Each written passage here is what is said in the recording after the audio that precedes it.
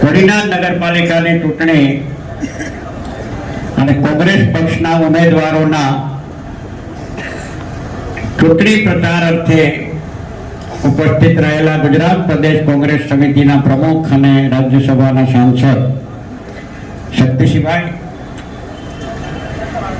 મારી સાથે વિધાનસભામાં ધારાસભ્ય તરીકે સાથી સભ્ય તરીકે કામ કર્યું છે એવા અમદાવાદથી યાસુદ્દીનભાઈ શેખ, મંચ ઉપર ઉપસ્થિત તમામ મુરબ્બીઓ, અત્રે ઉપસ્થિત તમામ મુરબ્બીઓ, વડીલો, યુવાન મિત્રો, બહેનો, માતાઓ, બાળકો, પત્રકાર મિત્રો અને જેમના માટે આપણે અહીંયા સૌ એકત્રિત થયા છીએ એવા કોંગ્રેસ પક્ષના ઉમેદવારશ્રીઓ. 16મી તારીખે મતદાન છે. કોડીનાર અને ભૂતકાળ, વર્તમાન અને ભવિષ્ય આ ત્રણેય સમયમાં ભૂતકાળમાં જે અનુભવ્યું છે, વર્તમાનમાં જે અનુભવીએ છીએ અને ભવિષ્ય, એના માટે કોડીનારની જનતા ગંભીરતાપૂર્વક વિચારે, સમજે કે આવનારું ભવિષ્ય, આવનારી નવી પેઢી ને વારસામાં આપણે શું આપવા માંગીએ છીએ એનો ગંભીરતાપૂર્વક પ્રબુદ્ધ નાગરિકોએ, જવાબદાર નાગરિકોએ, સમજદાર નાગરિકોએ, વિચારશીલ નાગરિકોએ સમજવું પડશે. સમજવું પડશે એટલું જ નહીં, પણ આવતીકાલને સુધારવા માટે વિચારશીલ લોકોએ પોતાની ભૂમિકા પણ અદા કરવી પડશે. સમય, સંજોગો, પરિસ્થિતિ અને જે પ્રકારે સમગ્ર દેશમાં અત્યારે સાંપ્રત પરિસ્થિતિ જે રીતે ચાલી રહી છે, બે ગુજરાતીઓએ 200 વર્ષના અંગ્રેજોની ગુલામીમાંથી મુક્ત કરાવવા માટેનું અને આઝાદી અપાવવા માટેનું જો કોઈ કામ કર્યું હોય તો એ મહાત્મા ગાંધી અને સરદાર વલ્લભભાઈ પટેલે કરેલું અને ગુલામીમાંથી મુક્ત થયા, આઝાદ થયા. સરકારો આપી જવાહરલાલ નહેરુના પ્રથમ વડાપ્રધાનના અધ્યક્ષતામાં, અને ત્યારથી લઈને આજ સુધી દેશ વિશ્વમાં ઊંચાઈ સુધી પહોંચ્યો અને બે ગુજરાતીઓએ આઝાદી અપાવવાનું કામ કર્યું છે. આજે બે ગુજરાતી ફરીવાર દેશને ગુલામીમાં લઈ જવા માટેની કામગીરી અત્યારે સમગ્ર દેશમાં કરી રહ્યા છે. અને ત્યારે મારે કોડીનારની જનતાને કહેવું છે કે આ ગુલામીમાંથી મુક્ત થવું છે કે કેમ, કે ફરીવાર ગુલામી તરફ જવું છે?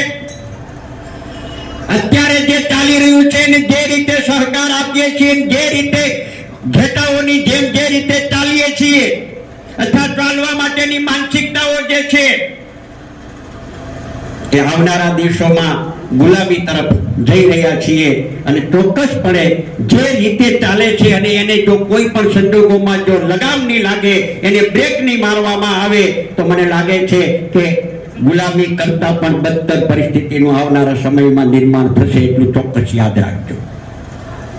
અને એટલા માટે ભાજપથી થાક્યા છે કે નથી થાક્યા? થાક્યા છે ભાજપથી કે 4 મહિને 2000 નો હપ્તો ખાતામાં આવી જાય એટલે ખુશ ખુશ, ખેડૂતો ખુશ. સ્થિતિ કેવી છે? વગર ચૂંટણીએ, લોકશાહીમાં 5 વર્ષે ચૂંટણીઓ આવે અને 5 વર્ષે ચૂંટણીઓ આવે ત્યારે જે પક્ષને બહુમતી મળે એ લોકો 5 વર્ષ સુધી શાસકો રાજ કરતા હોય, વહીવટ કરતા હોય અને એ વહીવટના માધ્યમ દ્વારા લોકોના સારા કામ કર્યા હોય, વિકાસના સારા કામ કર્યા હોય તો એ વિકાસના નામે મત માંગવા જાય. પણ ભાજપ વિકાસના નામે મત માંગી શકે એમ નથી. લોકોને સુખ સુવિધા પૂરી પાડી છે એના નામે મત માંગી શકે તેમ નથી. અને ત્યારે વગર ચૂંટણીએ ચૂંટણી જ ન થાય અને બિનહરીફ થઈ જવાય એ પ્રકારની સ્થિતિ છેલ્લા વર્ષોથી ગુજરાતમાં અને દેશમાં ચાલી રહી છે. એ પછી રાજ્યસભાની ચૂંટણી હોય, સાંસદની ચૂંટણી હોય, વિધાનસભાની ચૂંટણી હોય, જિલ્લા પંચાયત તાલુકા પંચાયતની ચૂંટણી હોય, મહાનગરપાલિકા કે નગરપાલિકાની ચૂંટણી હોય, કોઈ પણ ચૂંટણીઓમાં લોકશાહી પદ્ધતિ પ્રમાણે ચૂંટણી કર્યા સિવાય ભાજપ પોતાને જીતવા માટેના જે મનસુબા સેવીને જે આગળ વધી રહી છે એ લોકશાહીને જીવંત રાખવા માટે ઘાતક છે. લોકશાહીમાં મતદારોનું મૂલ્ય અહીંયા જેમ હમણાં કહેવામાં આવ્યું એ પ્રમાણે ચૂંટણી થાય અને ઉમેદવારો ઉભા રહે, કોઈ પણ પક્ષના ઉભા રહે ને મત લેવા જવું હોય તો ઘરે ઘરે જવું પડે, ગામડાના છેવાડાના માણસ સુધી જવું પડે, સોસાયટીમાં જવું પડે. રસ્તો સારો હોય ન હોય, ગટર ઉભરાતી હોય, પાણીના કીચડ હોય તો પણ લોકો પાસે ત્યાં જવું પડે કે અમે ઉભા છીએ, અમે વરરાજા છીએ, અમને મત આપજો. પણ ચૂંટણી જ ન થાય તો મતદારોનું કોઈ લોકશાહીમાં મૂલ્ય રહેતું નથી. એટલે લોકશાહીમાં ચૂંટણી થાય એ અનિવાર્ય છે. અને જે રીતે ભાજપે બિનહરીફ થવા માટેના જે નુસ્ખા અને પ્રોપેગન્ડા અજમાવીને જે પરિસ્થિતિનું નિર્માણ કર્યું છે એ સ્થિતિમાં 15 ઉમેદવારો અડીખમ રીતે કોઈ પણ જાતની શરમ રાખ્યા સિવાય દ્રઢતાથી અને મક્કમતાથી 15 ઉમેદવારો ચૂંટણી લડી રહ્યા છે અને ખૂબ ખૂબ હૃદયપૂર્વકની શુભેચ્છા અને શુભકામનાઓ પાઠવીએ છીએ કે તમે સંઘર્ષથી લડો, અમે તમારી સાથે છીએ. સંઘર્ષ ભૂતકાળમાં કર્યો છે, અત્યારે કરીએ છીએ અને આવનારા દિવસોમાં પણ સંઘર્ષ કરતા આવીએ છીએ. નૈતિકતા અને પ્રામાણિકતાના આધાર ઉપર લડીએ છીએ, લોકોની વચ્ચે રહીએ છીએ અને કામ કરીએ છીએ અને ભવિષ્યમાં પણ કામ કરતા રહેશું. છેલ્લી વાત કરીને હું મારી વાત પૂરી કરીશ. જાજો સમય ન લેતા કે મેં અગાઉ શરૂઆતમાં કીધું એ પ્રમાણે કે આ જ પરિસ્થિતિમાં આપણે ક્યાં સુધી ચાલશું. હું આ ગોંદરા ચોકમાં ભૂતપૂર્વ આગેવાનો દેશીભાઈ બારડ નાદુરસ્ત તબિયતને કારણે આપણી વચ્ચે ઉપસ્થિત નથી રહી શક્યા. છેલ્લા ઘણા સમયથી નાદુરસ્ત છે, પણ એક વડીલ તરીકે, એક આદરણીય તરીકે આ ગોંદરા ચોકમાં હું એને યાદ કરીશ. એની સાથે મેં આ ગોંદરા ચોકમાં ભૂતકાળમાં ઘણી બધી સભાઓ કરી છે